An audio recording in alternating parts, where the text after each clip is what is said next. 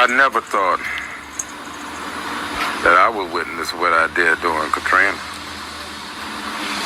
Not now, just burnt. Not among some individuals that I classified as neighbors. We're blocking both ends of the street. This is during Hurricane, Katrina.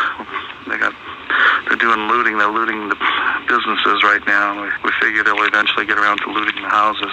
Fearing an influx of outsiders, the gunmen of Algiers Point barricaded their streets. Malik Rahim is one of a handful of blacks living in Algiers Point. In the days after Katrina, he says he was threatened at gunpoint by several white neighbors. I couldn't walk through Algiers Point. You couldn't? Oh, no, I could stay on my block. But if I would have turned that corner, I would have been in a firefight. Malik's friend, Reggie Bell, was also confronted at gunpoint. After they caught up with him, they told him to run. And if he would have ran, they was going to kill him. They were going to shoot him in the back. And he told him, he said, hey, man, he said, I live right here. He told him to run. At the ferry terminal in Algiers Point, the National Guard established an evacuation zone and began busing flood victims to Houston. On September 1st, 2005, Donnell Harrington left his home and began walking toward the ferry terminal with his cousin, Marcel Alexander, and a friend, Chris Collins. To get to the evacuation zone, the trio had to walk through Algiers Point. I was talking to my cousin and our friend, and I was telling them that, we finally about to get out of here. I was talking, because my cousin was on the side of me, on the right side, and I looked down at my arms and everything, and because some of the shots hit me in my arm, my chest, my neck, my stomach, and I just saw blood everywhere. I'm trying to pick him up the shots again, so I felt, and Donnell trying to get up, and we all were trying, we panicking now. And he was like hollering, like, you okay, you all right? And he was, like I said, he was pretty hysterical, man. And when I saw the guy, when I actually recognized the guy with the shotgun, and it was like he was reloading or something. As I'm trying to pick him up, they coming towards us with the gun. It's probably at that time, probably 2 or 3 of them. And so now I'm trying to get out this guy, trying to get away from him, 2 of them coming my way, and one of them coming at Donnell way. Was the last I saw Donnell. And I'm running, me and Chris running, and it was like, oh, we gonna get you, nigga. I ran up into the corner, and they had these 2 guys in the car. They had these 2 white men in the car, an older white guy and another, a younger white guy. And they had their shirts off. I can remember, and they were like in a small pickup truck. We know y'all, what y'all was doing. We saw y'all. Marcel goes on to say the vigilantes thought he was a looter. And, I'm asking these guys, I'm like, help, help me, you know what I mean? And the guys was like, I can remember him telling me, we can't help you, get out of here, you know what I'm saying? And one of the guys, one of them, I can remember one of them calling me a nigger, get out of here, nigga. We can't help you. We liable to shoot you ourselves. That was the last thing I heard him say. Eventually, Harrington got help. A black neighbor drove him to the hospital, where doctors pulled 7 lead pellets out of his neck and repaired a large hole in his jugular vein, saving him from death. Hey, Shalom, Akim, Shalom. First thing foremost, I want to give all praises and glory and honor that's due to Yahweh, Ba'ashem, Yahweh Shai, Ba'ashem Rakakwadash. Double honors to the apostles and elders, a great millstone. Peace and blessings and salutation to the hopeful elect. Noah's in the gospel abroad, lifting up the standard of Yahweh, Ba'ashem, Yahweh Shai, wherever it may be. This is your Akim Mahaloya, coming back with another lesson through the Spirit.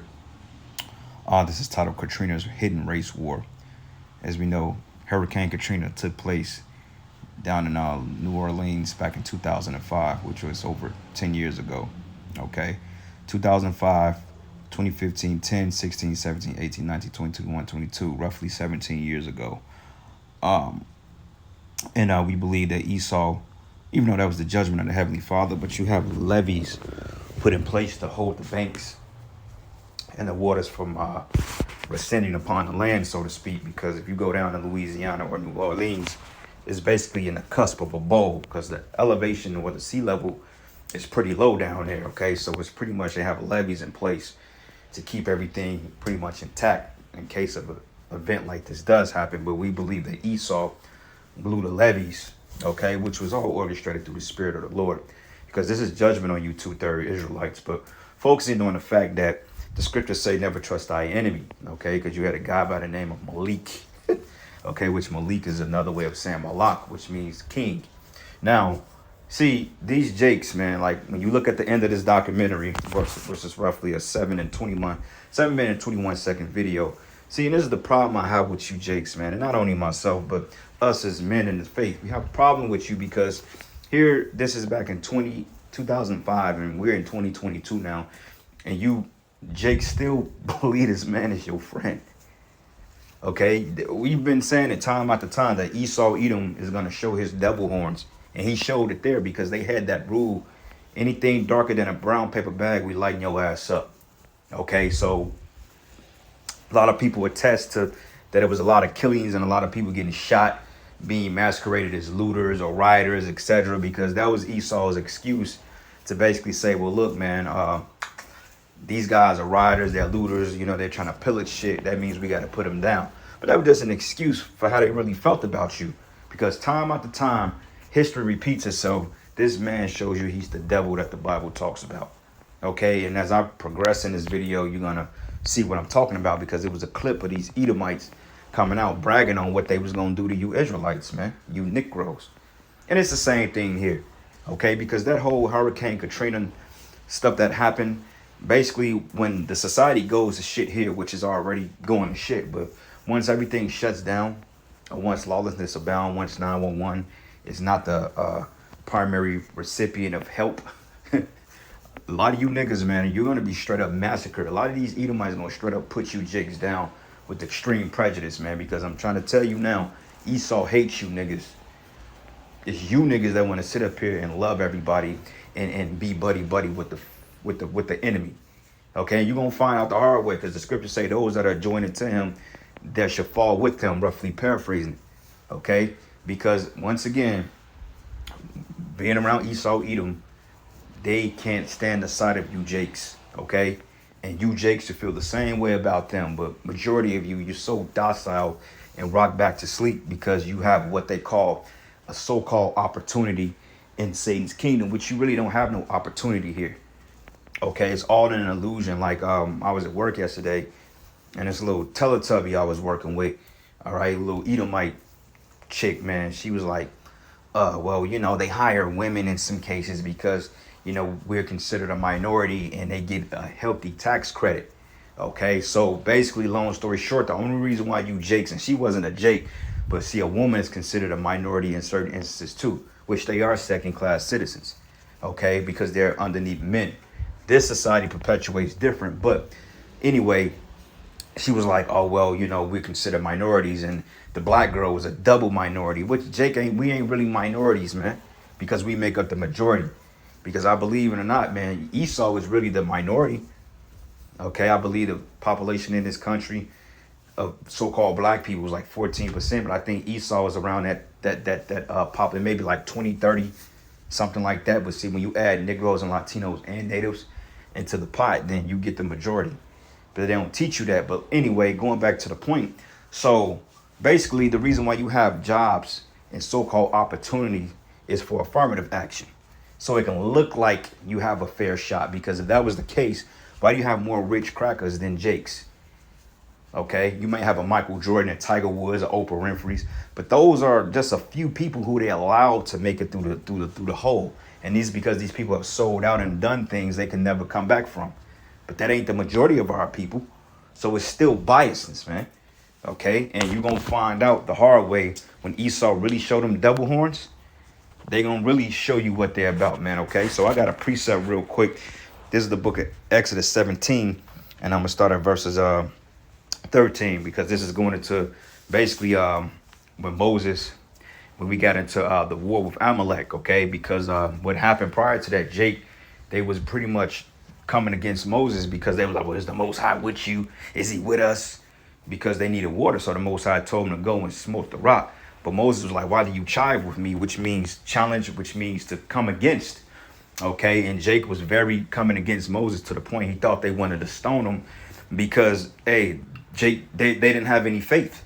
Okay, Jake didn't have any faith. Out of all the miracles that was done in the wilderness, they were still coming against the prophets, man. Same thing today. Okay, but anyway, when we went to war with the Amalekites, which is the top tribe of Esau, hey, man, basically Moses had to hold both his hands up until sunset. But even when he was getting weary, you had Aaron and I believe Han to hold his hands up so he didn't get weary from it, so we can prevail in battle. But this is the point.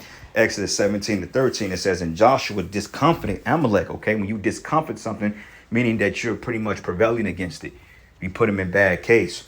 It says, and his people with the edge of the sword. Okay, meaning that we was fucking them up. And it says here, and the Lord said unto Moses, write this for a memorial in the book and rehearse it in the ears of Joshua. For I will put out the remembrance of Amalek from under the heaven. Okay, and these Edomites knowing that their end is coming, because believe it or not, even though Amalek is one particular tribe, which is the black hats or the small hats, this is talking about the entire nation of Edom, man. Okay, they represents the entire tribes, man. Okay, because this is the chief tribe in Edom. Okay, it says here, and from under heaven, but Moses built an altar and called the name of it Jehovah Nissi. Okay, which for he said, because the Lord have sworn that the Lord will have war with Amalek from generation to generation. Okay, meaning that this was an ongoing war since actually going back into the garden, because remember when the serpent came to Eve, okay, and then she pretty much fell on Adam, and then the philosophies came and then we fell. And then you had the adversity between Cain and Abel, and then coming back the line, Jacob and Esau. Okay, and the list goes on. Even to this day, our people have been in straight odds with their people, because you notice there's no type of dynamic. Okay, most Jake and Edomite relationships, whether it be corporate or casual or whatever you want to call it, most of it is really forced. Okay, I mean, you got today when it's kind of on the cusp of pleasure, because the Edomite woman, she lay down with any goddamn body, but she really, harbors Jake, so to speak, because she's fascinated with his rod. You know what I'm saying? But overall, she don't give a damn about you Jakes, man. Okay? And it says here, and we'll have war with Amalek from generation to generation. So this should tell you, Jakes, if you understood the scriptures and you went into your history, you would know that, hey, we're not supposed to be coming together as a nation, man. Now, yeah, you can take their women as concubines, whatever you need to do with them. But overall, man, our nation and their nation is two different nations. We don't mix with like oil and vinegar, because they have a perpetual hatred for us. And those of us in that right spirit, we have the same feelings for them. Okay, but just too bad 2/3 of you dumb, stupid Negroes are going to find out the hard way. Because remember, man, during the time of Jim Crow, they set up Jim Crow laws to stop Jake from prospering. I mean, they could come and lynch your ass and blow the back of your goddamn head off. Okay, like the whole Emmett Till lynching, which sparked out the Civil War. That was a creation of Jim Crow laws, man. If you understand the history of Jim Crow, So anyway, I want to play the rest of the video, and I got a couple more precepts, but I wanted to make that point because these niggas, they should already knew what it was, and you down south too. Same thing here in Missouri. These are some racist devils here, man. Okay, now they hide it, but these Edomites are racist, like the companies I'm working for. Them Edomites are straight up, half of them was on drugs. Half of them got criminal records, man, and they just have a dead spirit about them, man. And when that time comes, the Most High's going to put a spirit of murder. Most High's going to turn them damn Edomites into straight up savages out here. Okay, and if you ain't in the right spirit, Jake, you're going to get railroaded. Okay, and that's a fact because the scriptures goes into it. But let's play the rest of it and get the last couple of precepts, and then we're going to get the next lesson. So here we go. Down 3 vigilantes. They described numerous shooting incidents, some of them fatal. Perhaps they were boasting or exaggerating, but their statements were detailed, plausible, and backed up by video from the time period. We didn't need the police. We have never had any floodwaters or anything like that. All the policemen just said, y'all get to pay attention down. How do you protect yourself? You had to do what you had to do. If you had to shoot somebody, you had to shoot somebody. See, and this is them talking about it, man. He said, you had to do what you had to do. You had to shoot somebody, you had to shoot somebody. That's how they talk, man. Like, Talk to them crackers at work and get into a conversation about guns, man. They gonna give you the whole breakdown. Okay, they tapped into their blessing, but you, Jakes, you ain't tapping into yours, which is the Holy Spirit.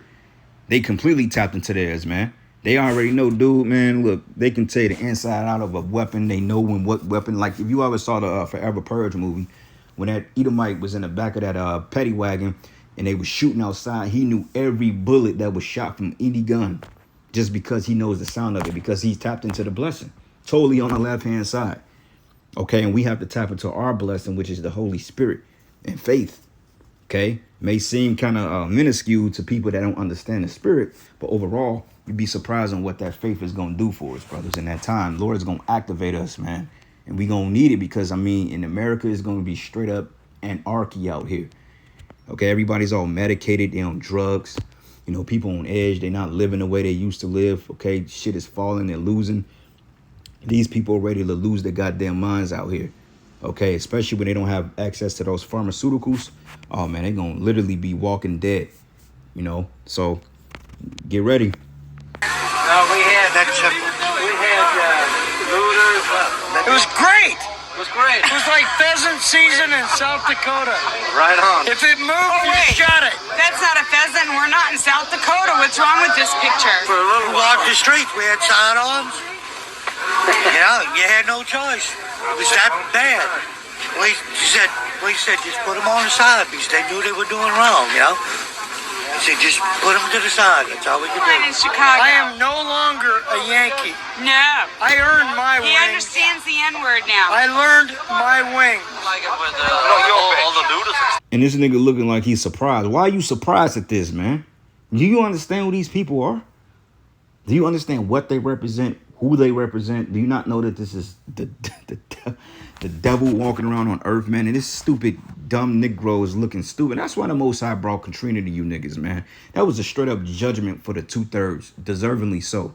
Because he's looking at like he's disappointed. What the fuck you disappointed for, man? This is how they feel about you. Okay, see, this is the problem with you niggas, man. You niggas, you want to make them the good people. You want to look at them like, but why do they feel this way? Well, because that's the way they were created. Okay? Precept. Go from here to the book of Psalms 17. Let me get that precept real here. Psalm 17. And I'm going to start at verses... Yep, let's start at verses 9. It says, from the wicked that oppress me, okay, because Esau is very oppressive, from the least to the greatest, from my deadly enemies who can pass me about, okay? These scriptures call them enemies, okay? And this is David. He's an Israelite, okay? He's an Israelite. He's calling Esau his enemy.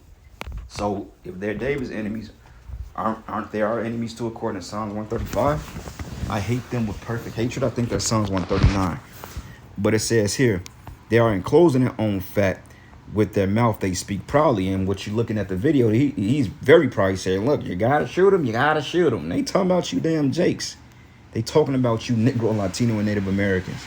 Okay, they don't give a damn about you.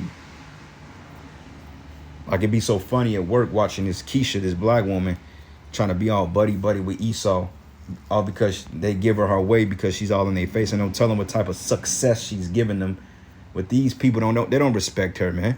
They already look at her like she's a lazy nothing, you know. But yet she totally be in their face to try to get our way. Man, she just a bad wench, like majority of our women. But regardless of it is, you gonna find out the hard way, you know.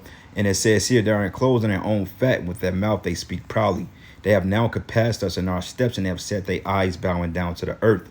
Okay, like as a lion that is greedy of his prey, as it were a young lion lurking in secret places. Hey, because when all hell broke loose in Katrina, them devils was sniping the asshole out of you, man. They was sniping your ass. They was shooting you, like we said, the brown paper bag rule, man. And you found out. It says, arise and disappoint him, cast him down and deliver my soul from the wicked, which is thy sword, man. Okay, and that's these low-life peckerwoods right here. And this simple ass Jake looking like, oh, why?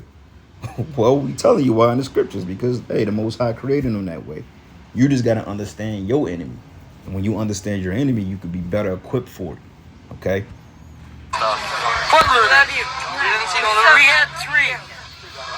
They left here, one without a T-shirt, and the other's full of buckshot. And we have the T-shirt to prove it. Really? Oh yeah. What happened? We shot him. What happens in other parts of this state, I don't know about. But We don't care about. But in this neighborhood, we take care of our own. We sent them back into wherever they came from and said, don't come back. Bye, guys. It was a sweet day. You know what?